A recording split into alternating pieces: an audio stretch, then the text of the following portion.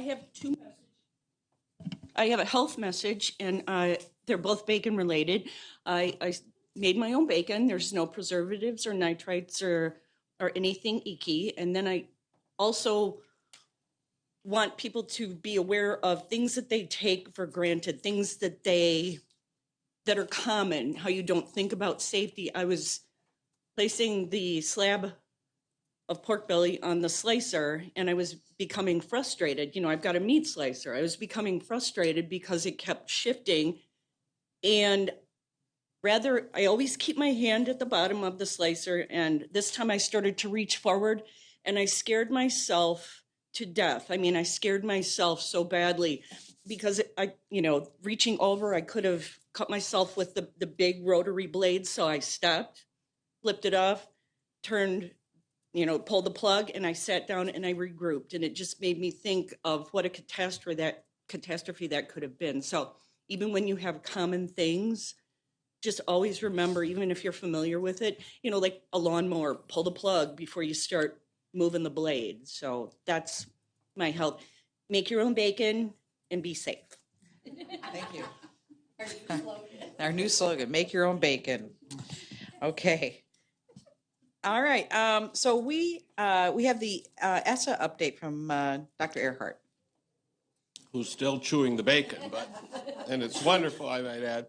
If I could call your attention, I'm going to use our report card as part of our ESSA message for today. Since the state report card is really influenced by some changes that have gone on with federal legislation. And in particular in the state of Wisconsin, Act 55 gave more direction on how we would report results of student achievement in the state of Wisconsin. And if you look at the left, the overall score, 75.0, if you can all see that's our overall score, and that puts us in the exceeds expectation category. And it's the highest score that we've had out of the 3 district report card scores. There's been 4 scores. The first one was just by school, and then the second year, then they started creating a district one. So we've gone from 72.4 to 72.8 to 75. So this is our highest score. And I just would call your attention to the second category there, moving to the right now, see where it says student growth. And typically, we analyze these by comparing the district result with that of the state. So if you move to the right, you see that the state score is 66.0 and the district score is 81.3. So we're beating the state or exceeding the state score by 15.3 points. The piece that is really significant, and that's really what drove this overall score. That was our area that obviously we did the best in. And what they look at growth, and this was a phenomena that has been pushed across the country to look at growth scores. Because we want to see exactly how every student is doing. And within this system, there's each student has a scale score. And particularly when you look at growth, you look at scale score gain. So this is just hypothetically, for example, everyone is supposed to have an expected growth score. So let's say you start the year at 500 and your expected growth score is to be 100 points to 600. And what happens if you get to 630? You get to 640, you get to 650. You're beating the expected growth rate. And that's what happened in Janesville. So many of our kids are growing past the expected growth score. So that's why we have done so well in that area. So there certainly is work to do. If you look at the closing the gaps, again, you can see we're a little bit behind the state score there, especially in the area of math. So, and that's true across the district. In other areas of math too, we're a little bit below that state average. So that's an area that we'll do some work on. Also, our students with disabilities, we need to continue to have more attention on them. We know that too within. But I call your attention to the second sheet. We just want to look at how we compare with the state of Wisconsin. And the real comparable is the 10 largest or the 15 largest school districts, because those are the ones that are most like us. So you can see that we're coming in second place. So Claire beat us by 0.5. And again, but if you look at, you go across, you look at the district growth score, 81.3. Again, our kids are growing. And what that means is This is reflective of high quality teaching. It's reflective of high quality curriculum, our effort with curriculum, our work with instruction. Those are the factors that we have control over. And so students that come to us are growing and are making strong gains, and that shows up in that particular score.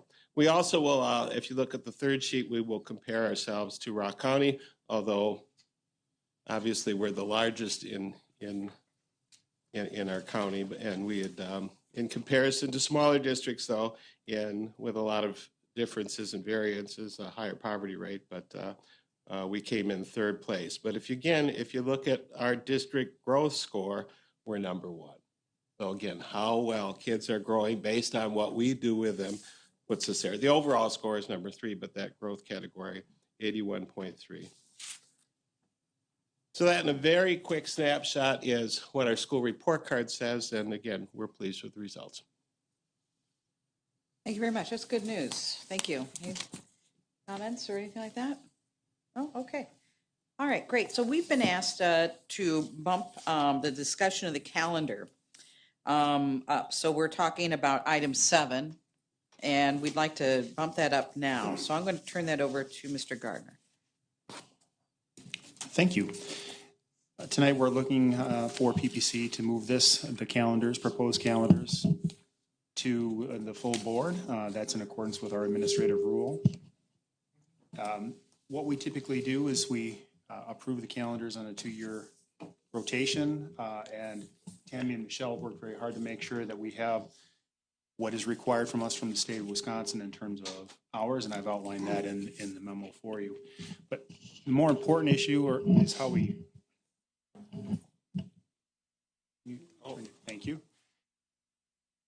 The more important issue is how we came to get the calendar, and that was through a committee of 10 people that included staff from across the district, including principals at all 3 levels, and then secretaries, clerks, custodians, maintenance. Everyone was involved.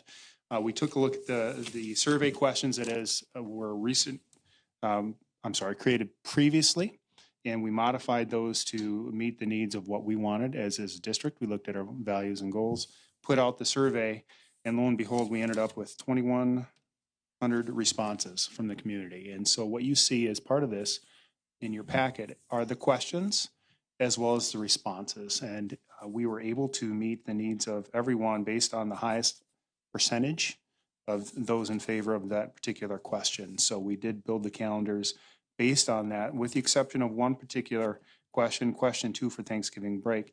Essentially, what we did was kept it for no school for students, made it a staff work day and an optional work day. So staff don't have to work that day, it's an optional work day. Whereas the top response was no school staff, students Wednesday before the Thanksgiving, that Thanksgiving. Again, there was a difference of 6%, but again, staff don't have to work that day. So that's the only kind of caveat to the survey results that we did modify with the calendars. I did pass out an updated calendar. We had, I don't know, several people look at the calendars ahead of time, and with all the numbers, there's always bound to be something, and we actually caught it. It was just a simple modification to the 18-19 calendar. And what apparently happened is we had December 21st to January 1st for winter break, and then we had January 1st listed as when school resumes. Second, okay, and so we changed that to reflect an accurate day. So can you explain that issue that we just corrected for me, please, Michelle? Yes. Yes, I can. So what happened is that through the winter break going through January 2nd and students returning on January 2nd, which would be a little difficult. So that was modified to reflect January 1st as the end of winter break with students returning on January 2nd. That was the typo that was on there. So that's the corrected version of that, and that's included. So with your permission, with your approval, we do recommend that we bring this to the board tomorrow night for approval. And the reason we go this soon is so that parents can plan ahead. They have to take off work many times a year in advance, and we want to make sure that they have that option to do that. Thank you. Commissioner Thompson? I have two questions of clarification. Was there, what's the rationale, say, for January 2nd versus January 3rd? And then the second question is, I noticed in one of the spring breaks, it's like mid-April on. And I was sort of curious why we're going that late in that year versus earlier. I know there were some people that were talking the latter part of March, so just clarify those two things or whatever. With the spring break, our question revolved around whether it would be the week before or earlier in the year. We look at Easter and Good Friday and where that falls. We also did ask the question if they wanted it earlier in the year and not around that. And that was overwhelmingly the response that we received was to have it the week before Easter, including up until that Good Friday. So we did ask about the earlier in the year. And I apologize, the other question was? Why? Oh, what? Oh, yes, thank Why you. not January 3rd so people can recoup Sure. from going blind watching football games? We looked at, again, just some dates. We usually typically start right before Christmas Eve. And we looked at how the calendar fell, how many days we need in the school year, and the minutes for the students as well. Thank you. Any other comments? Okay, well, Commissioner Hayworth is not able to be here tonight. And so she just wanted to point out, if she were here, she would have pointed out just on pages 4 and 5 on of the attachment, but this calendar that it's with these two calendars. She just noted that the C where it says for conferences is not in the key. So that's just a minor kind of thing, but she thought maybe that you might want to make sure that's there just in case there's people are curious about it. So, okay, anything else? Okay, so this is an action item. We need to move it to the full board. Do I have a motion? So move. I'll second. Okay, we have a motion and a second. Any further discussion? All those in favor signify by saying aye. Aye. Any opposed? Okay, great, thank you. All right, thank you very much. Yeah. Okay, so back then to the schedule. We've got the high school redesign status update. Minor speak, come up to the table too, so we.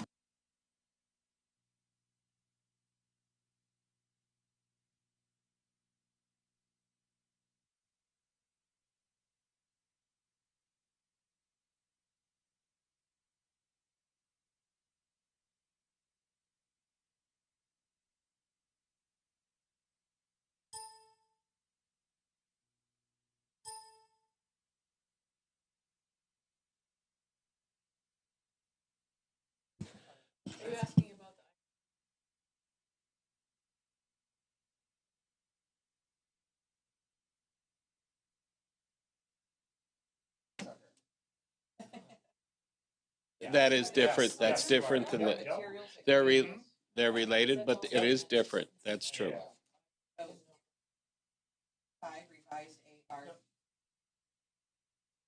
Right, but that's a little different than this.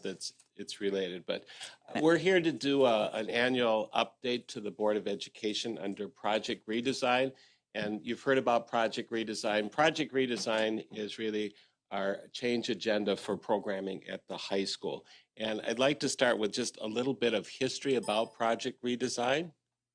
And this really kind of goes back to 2001. If we go back a little bit, 2001 is when No Child Left Behind was first passed. And if you kind of go back a little bit historically, School District of Janesville back in 2001 was certainly looking about some ways to create some improvement in the programs, in particular at the high school too. We had begun to try and take a look at some of those kind of change agendas that were out there. And in particular, there was a fundamental document that everybody in high school in those days read. It was called Breaking Ranks. And as the School District of Janesville was looking how they would upgrade and create reform programs at the high school, one of the things that we kept running into over and over and over again, and this is when Dr. Everett was superintendent, was the facilities. Our facilities were so outdated and so 19th century, I guess, so that it was really hard to look at the kinds of changes that were being recommended for curriculum, instruction, all that sort of thing, with the kind of physical plant. So it was decided at that point that we would have a referendum, and they went to upgrade the facilities. So our first work really in Project Redesign was about improving the facilities or the infrastructure. And so if you remember, in 2006, after 3 times, we did pass a referendum. Construction at both of our high schools started in 2007, $71 million. The referendum was for $71 million. It was the highest, most costly referendum in the state of Wisconsin for a public school, for our high schools. Took 2 years to get that all done. So 2009, we had these beautiful facilities. And so then we kept being focused on, making sure that high schools were about preparing kids for the future. Very concerned about making sure that we had done that.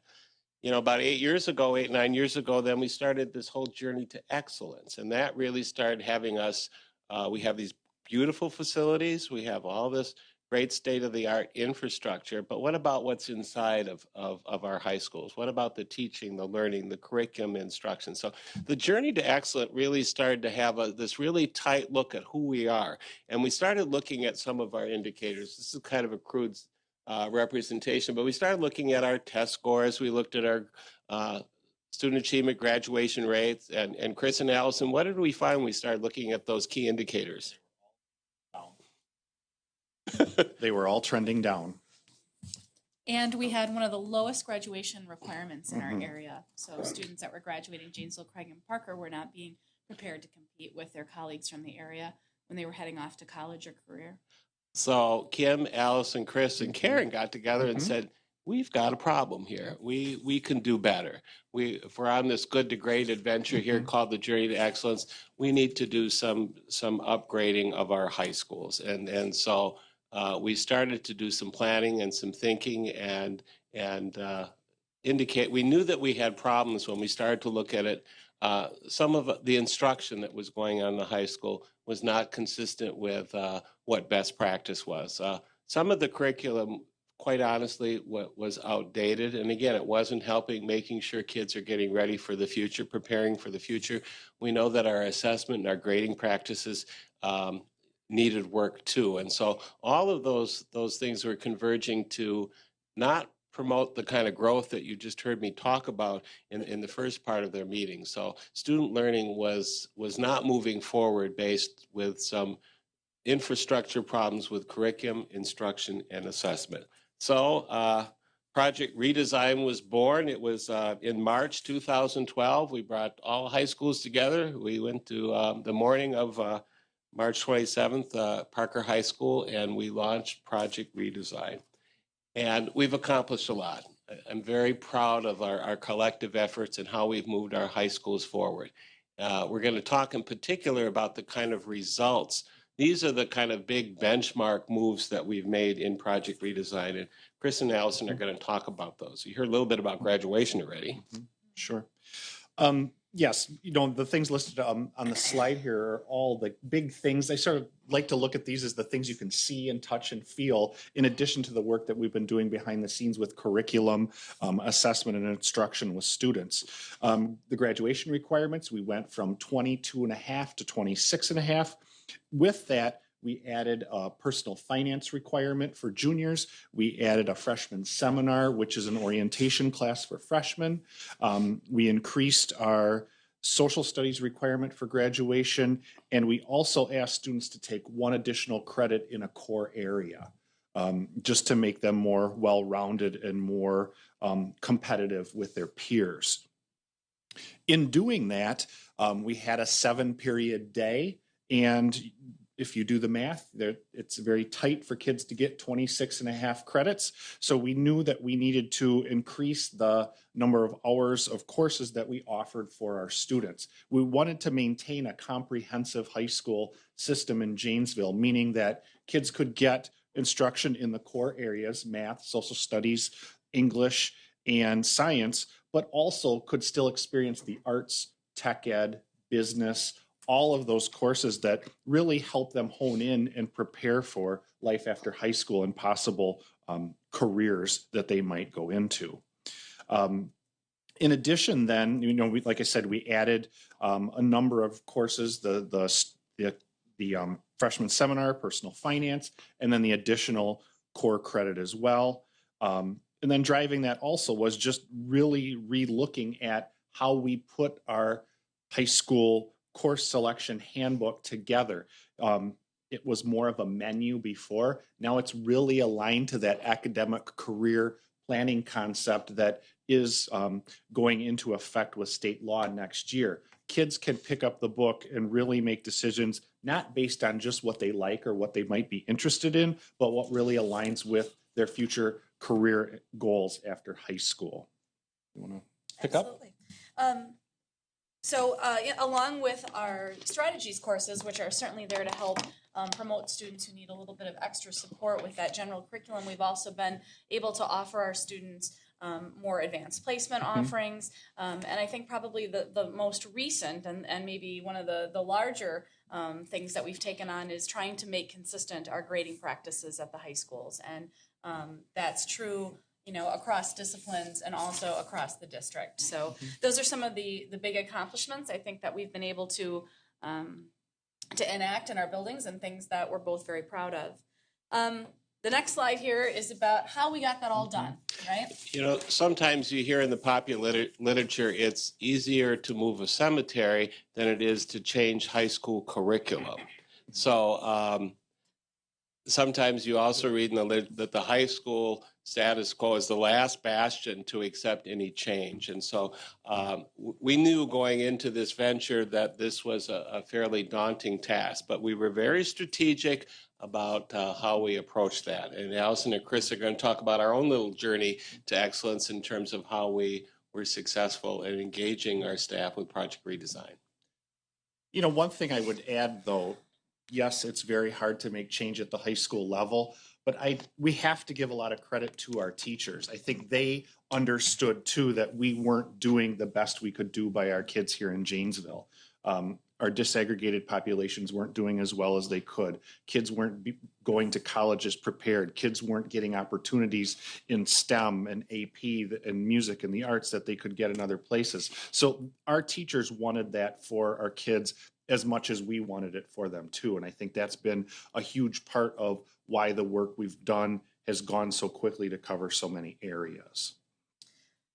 Seeing this slide up here about much engagement and discussion, I was reminded that my mentor, when I was becoming a principal, told me that an important lesson to remember when you're a leader is that sometimes you need to move slow in order to move fast. And I think that, one of the things we did well was take time and involve a lot of people in the discussion early on. So, Project Redesign was really about a couple of years of meeting and talking and arguing and reading and researching before we really made anything move forward. And we had representation from every discipline, both buildings. And, sometimes those meetings were tense and sometimes we didn't leave all with an agreement about what we wanted to see happen. But by investing that time, I think we got where we are now. And so this slide about keeping calm and collaborating has really been key. And I think that that's what Chris is talking about. It's about the work that we did with our teaching team, but also now the work that our professional learning communities are doing to help advance our curriculum, to ensure that kids have a guaranteed and viable curriculum, which is something that Dr. Earhart always talks with us about. We want to make sure that gravestone. Absolutely, that when a student leaves English 11 or geometry, regardless of who their teacher is, whether they attended Craig or Parker, they're leaving with the same essential understandings. And so that really, I think, is the foundation of the work that we've done. And these other things we talked about have sort of built the infrastructure around that really important work that teachers are doing every single day to make sure that kids in Janesville are learning the things they need to be successful. I would agree. I think a lot of time and attention, listening to everybody's viewpoint and writing everything down and examining and exploring and then coming back and reaching some collective consensus really helped move this forward, because again, typically, and some change agendas in high schools aren't quite as successful, I think, as Project Redesign has been. Another important ingredient has been professional development. Obviously you can't make change without helping people learn along the way. And I think one of the things that has definitely been a huge boost in the work that we've done is our district's evidence-based leadership approach, and that we're constantly looking at the data. We're looking at what numbers tell us. We're looking at best practice and research. We're pulling from what is a very high standard and making it our own in Janesville. We've been doing a lot of learning over the past 7 years in this process, and not just principals and directors doing the learning. We've had teachers at national PLC conferences this past summer.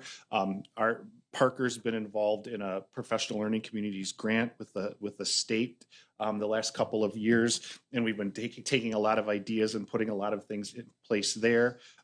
We've been doing book studies. We've been doing just a lot of work with what are the things that we need to help our teachers understand so our kids can be more successful, and what is the data underneath telling us. And I think we've gotten much better at looking at that data to drive the choices we make versus what we feel might be best.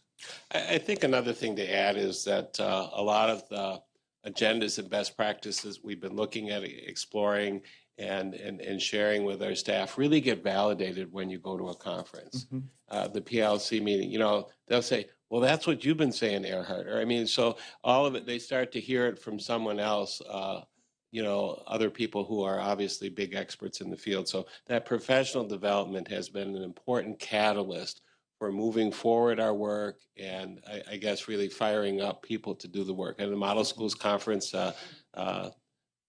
Daggett's work looks at the most rapidly improving schools and high schools in the district, and the professional learning community work, people working at collective efficacy. All of those have been two very important professional development experiences that have done a lot to motivate the positive success we've had. We also did some reading. Mm-hmm.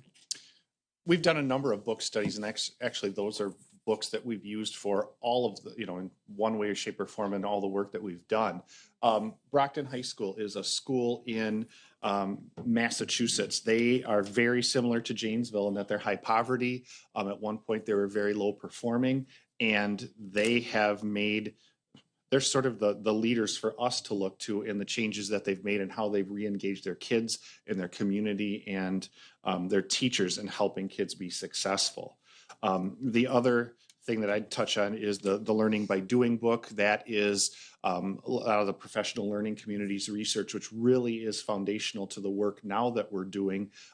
Going from that big look of district numbers down to teachers sitting together in groups, looking at data on their students and making decisions about instruction that will impact their kids that very next day. I mean, that's some of the stuff that's harder to quantify to people that aren't understanding of education. It's not as exciting and glitzy as changing a bell schedule, but those are the things that will really move kids forward and really transform how kids think and learn and interact with curriculum.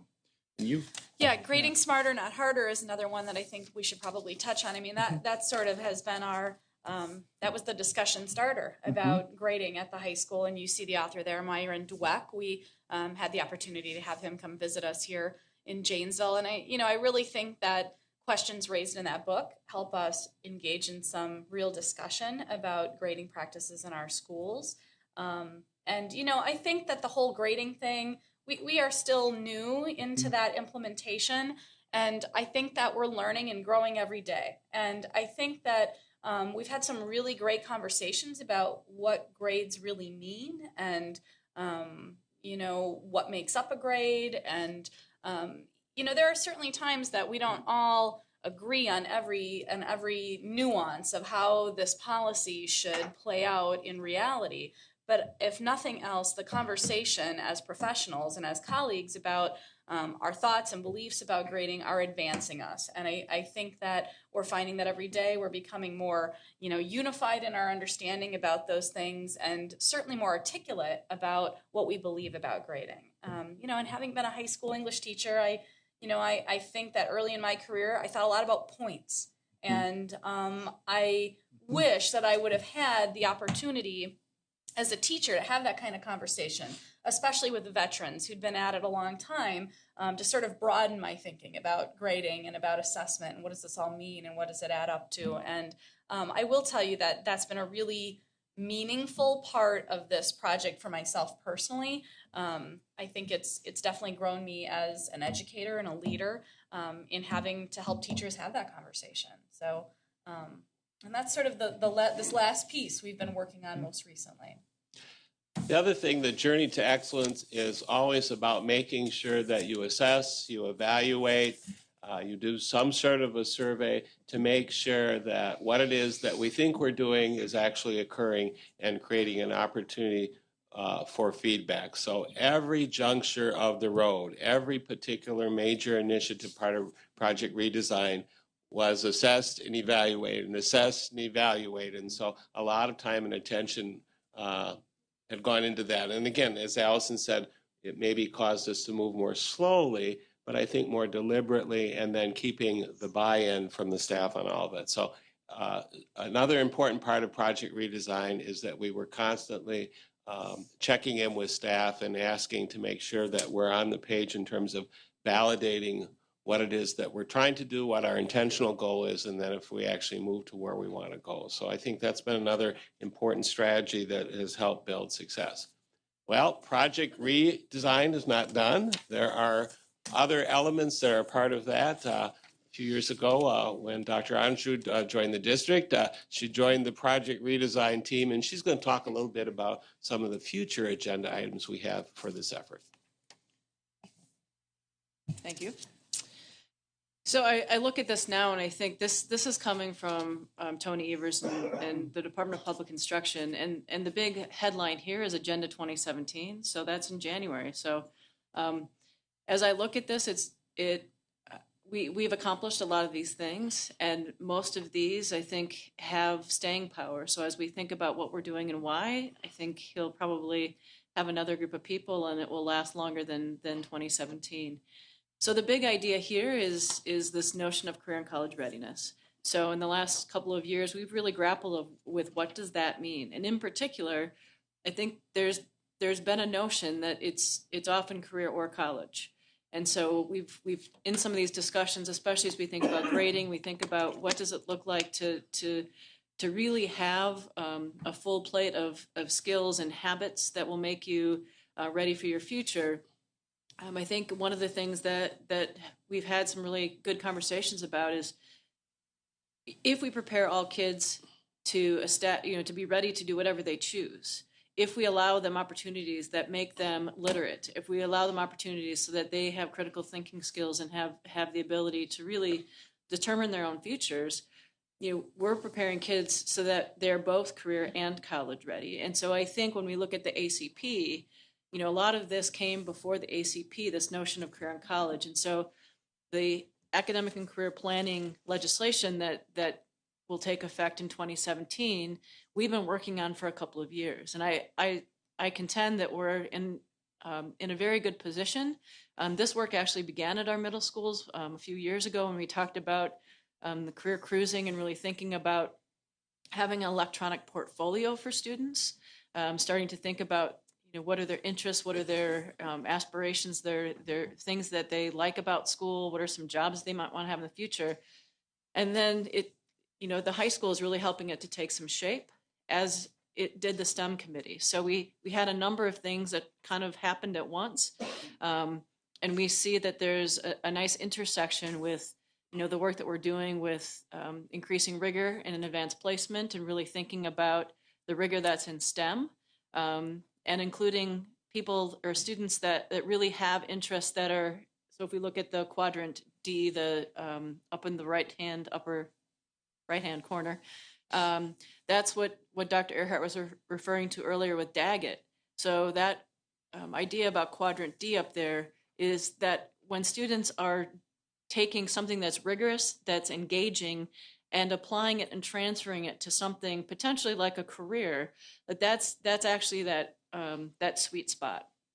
So our work as we continue is really to figure out how do we find that sweet spot And I think right now we've been doing that by engaging our business and community partners, by having some reinvigorated conversations with Blackhawk Tech. We're starting to create some new opportunities that we haven't had before. And so there's some very exciting things that are coming, and we're all a part of those conversations. Our teachers are leading some of that. And so I think this, we have a strong foundation and a good plan for the future. I go back here to one piece.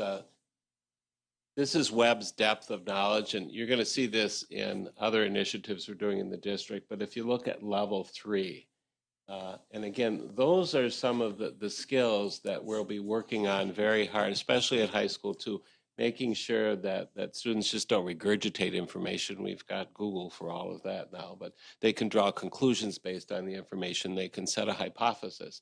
They can develop a rational argument. They can construct a certain viewpoint. So making sure that kids can really think and do something with information, have a point of view. So a big part of our work in curriculum reform and curriculum instruction, teaching, and learning in our high school will be to move the agenda to level 3 and then level 4. We're most comfortable like in level 1, which is to identify, memorize, and maybe we can start to classify, but we want kids to be able to apply and think and really know how to transfer information. None of Project Redesign would not occur without some quality leadership. And I'd really like to take this time to thank the team here and our high school principals who have been very visionary, very committed, very motivated, very persistent, having a lot of grit. Again, when you make change is hard. It's very difficult. It's probably the thing that people resist the most is change. But this particular group, and now with Colleen also on board, we'll add Patty Hernandez to our team too. Will be providing a lot of leadership. So this has been a very successful venture for the school district of Janesville. And again, I think if you look at our staff satisfaction scores within this, it will bear that out too. So a few years ago, we had a $71 million referendum. It revised the infrastructure of our physical plant. Project Redesign is about building that infrastructure for teaching, learning, curriculum, and instruction. And we are in good stead. Questions?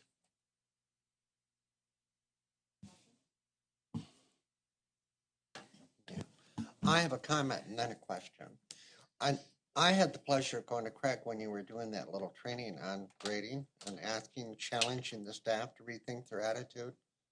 I mean, it's a deep controversial thing, with the staff. So I can relate to your discussion about the funeral, moving the curriculum. I mean, because it really is challenging. I mean, to the staff. I had a hard time grasping it. So that's my comment. It was really insightful. Now I have sort of a sarcastic question, actually. PLC, I've got Professional Learning, Palestinian League. What does it stand for? Professional Learning Community. Huh? Professional learning community. It's a team of teachers working together, collaborating together, all focused on student learning, student outcomes. Okay. Just a reminder, some of us are not from the education jargon. Thank you. Hey, any other questions or comments? Good job. Yes, thank you very much. That was very enlightening. I was very interested in the progression, how we got to where we are. So thank you very much. Thanks for having us. Thank you. Yeah. Stay tuned. More good to come. All right.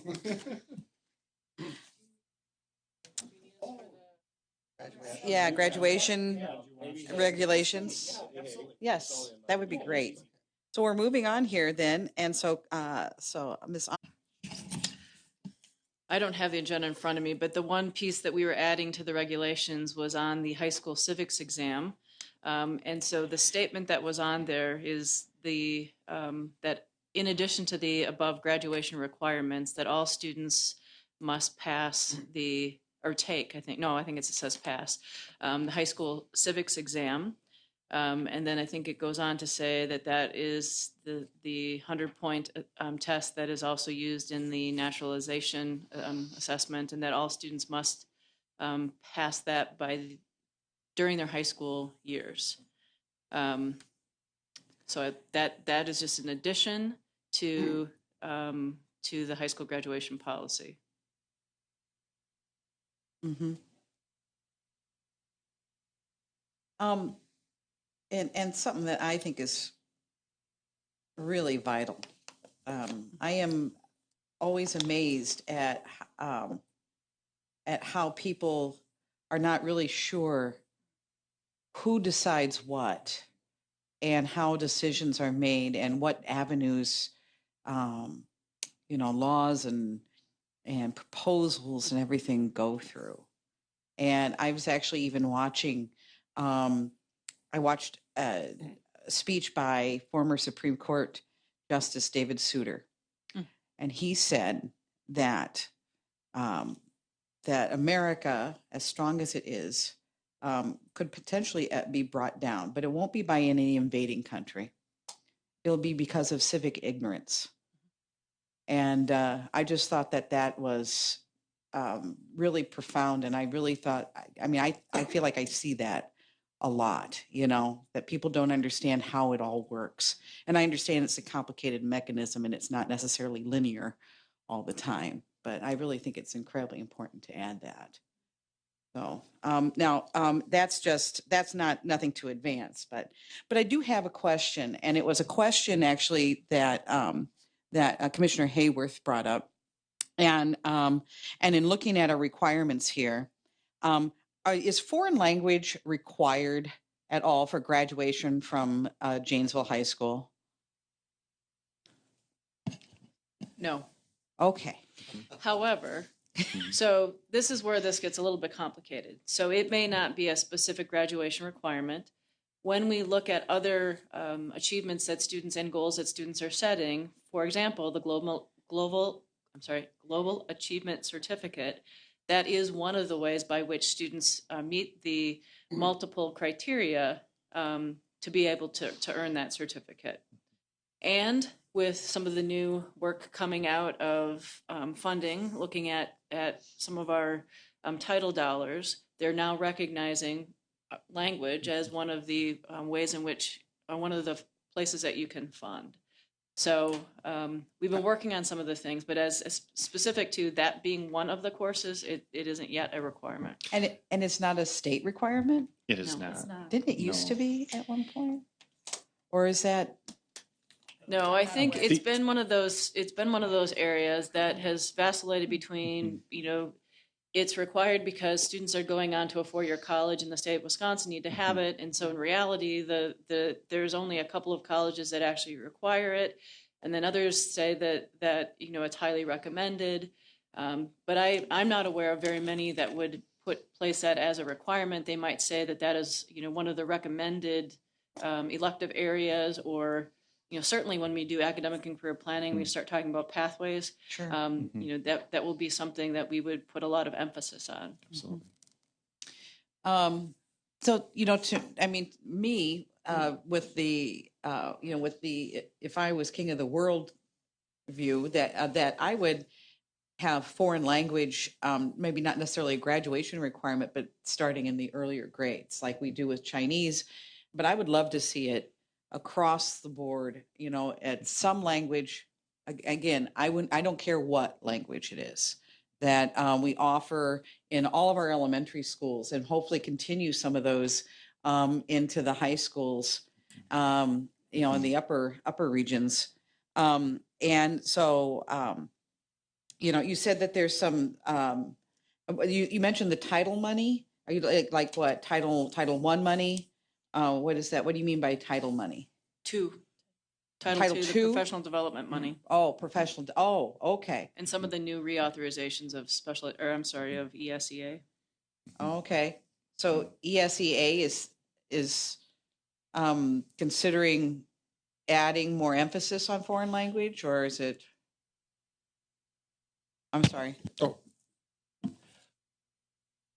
they're all, the rules are being redefined as we speak. They're supposed to be published perhaps by next month, but previously it was ELA, math, and science were the only areas of focus and attention you really could use title money. So, but now they're looking at a more holistic view of that. So, like professional development for staff with world language.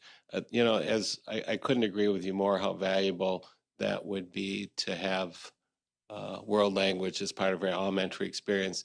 The thing that very honestly we're struggling with, even at the middle and high school, to find staff to teach that. So we're starting to, although we in Janesville we're close to universities, but there are some teacher shortages in some of those areas that even if we could figure out a way to add it to the curriculum, the next challenge would be finding the staff. So that's just a related item to that, but certainly that would enhance kids' learning. And that's interesting that you bring that up because I know of teachers who've been laid off, in foreign language teachers, you know, because there hasn't been enough enrollment, and or maybe they were cut to part-time because of declining enrollment and that kind of thing. And these are high school teachers, though they're not.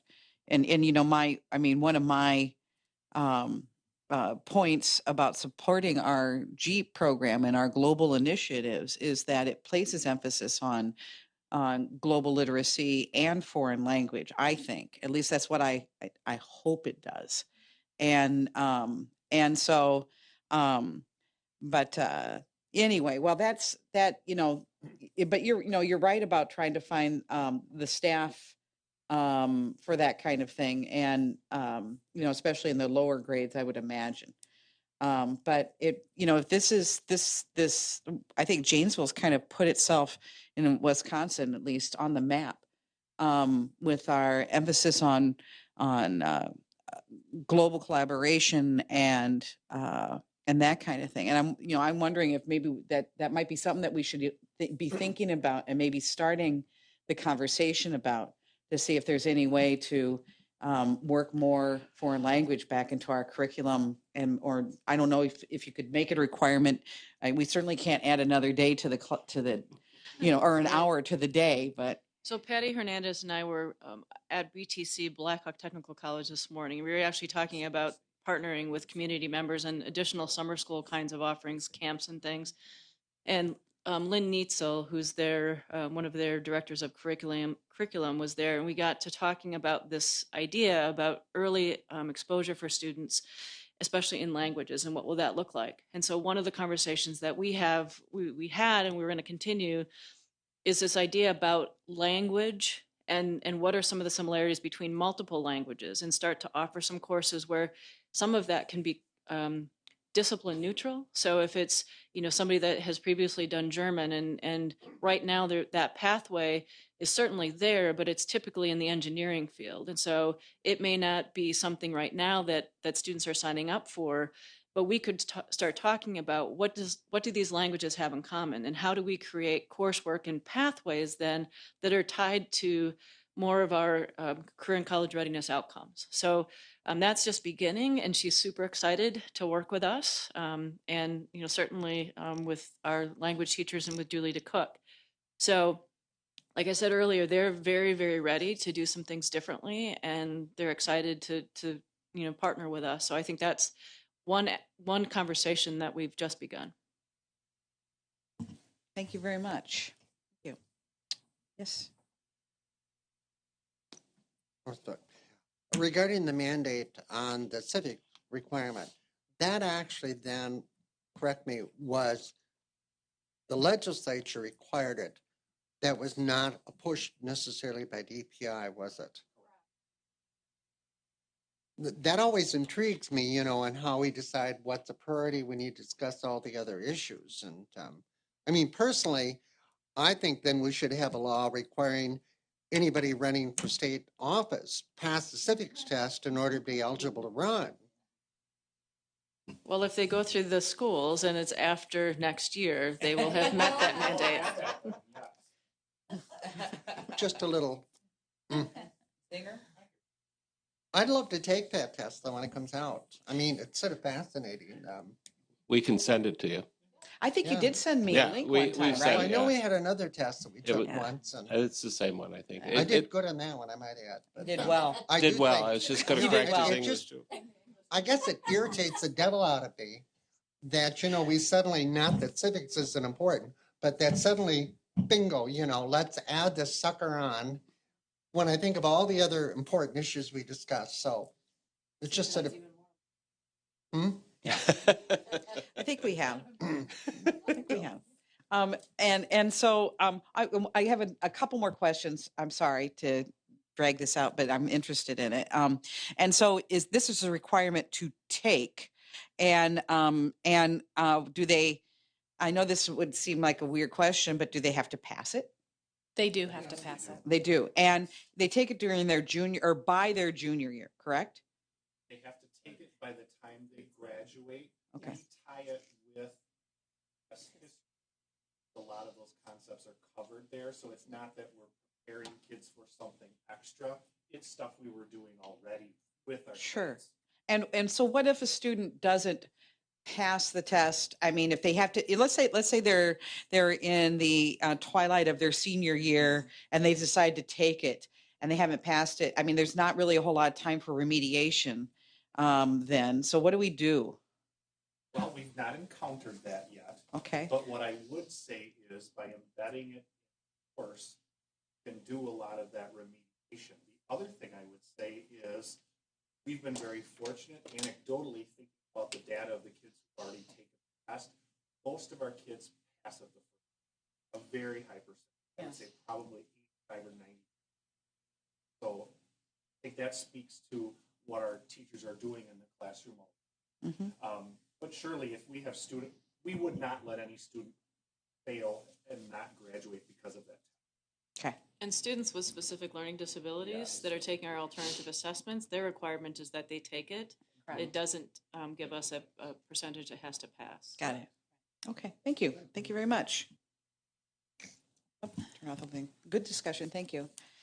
Okay. So we're moving on then to policy 6311. Dr. Earhart, it's your show today. This is also a cosmetic piece. The last one was we had to add a piece to an existing policy. Here, the only change here is cleaning up language within the policy. If you looked at it before, I used old language like WKCE. The Wisconsin Knowledge and Concept Exam doesn't exist anymore. So what we've done is we've just revised the policy to reflect WSAS, Wisconsin Assessment System. So this is just cleaning up language within the policy. We're not making any changes in the existing policy, but just changing where WKCE and replacing it with WSAS. I did notice there was one miss right on the first page. We'll have to change that. So it should be item number 1, the importance of the WSAS test, not WKC. We should have a strike through that. So okay. This is just cosmetic and updating it to reflect the new test. So, actually, Commissioner Hayworth noticed that, and she's got a good eye for detail on these things. And she also says here, elementary schools are on trimesters, middle schools on quarters. Page 1 through 3 discusses elementary, and I noticed it talks about first quarter, second quarter, and second semester. And then the HR, so she was wondering if the HR team should probably go back and look through that one more time to make sure that quarterly and trimester and semesters are used correctly in each section, just to avoid confusion. So, so I'm not sure exactly. She mentions, she doesn't mention exactly which paragraph she's talking about here. But let me go back and look at that. We corrected the trimester to another policy, and perhaps it's not. We'll go back and revisit. Let me bring this back to the meeting again our next time. It's not anything urgent we have to have done. Oh, so it's not. Okay. No, it's okay. So let me go check that piece, and I can bring that back in January. Okay. So sorry about that. But she's really good at finding these things. So, is there any other comments or questions about this policy? No, it's an action item. It moves to the full board for a first reading. So I would need a motion. So moved. Second. Okay, any further discussion? All right, seeing none, all in favor signify by saying aye. Aye. All opposed? Okay. Oh, darn it, I was gonna, This is probably the item, though. Typically, this content doesn't go to the meeting tomorrow night. It'll go in later. So we'll clean up some of I'll double check that one piece trimester language, and we'll get that all fixed before that goes to the board at their Right. December meeting. Okay, thank you. Thank you. I probably shouldn't have done that, actually, now that I think about it. We were going to have you edit, but we know the intent. It's just, it's cosmetic, so. Okay, any announcements or updates? None? Okay, future committee agenda items. I don't have any. Does anybody else? Assuming that our next meeting will probably be in January, our music, our elementary music team has done some new work with their curriculum, and they were interested in having an opportunity to come and talk with you about the new music curriculum. We've had other groups here. We've had the art teachers here before. We've had our library media innovator specialists. So I said I would see if we could get them on the agenda for January to kind of talk with them, what does music look like in the elementary school in particular, and some of the curriculum updates, the works that they've done. Great, great. Anything else? Yeah, we're going to have to set that. So Look, I have my hard calendar. good for you. Okay. Thanks. Okay. So the 23rd is the fourth Monday of January. How do we look for that? Mine's wide open. Better take it now. Okay. Dale, you good with that? All right. So PPC on January 23rd at 5:15. Yeah. Okay. Good. All right. Anything else? Okay, great. Well, we're adjourned. Thank you.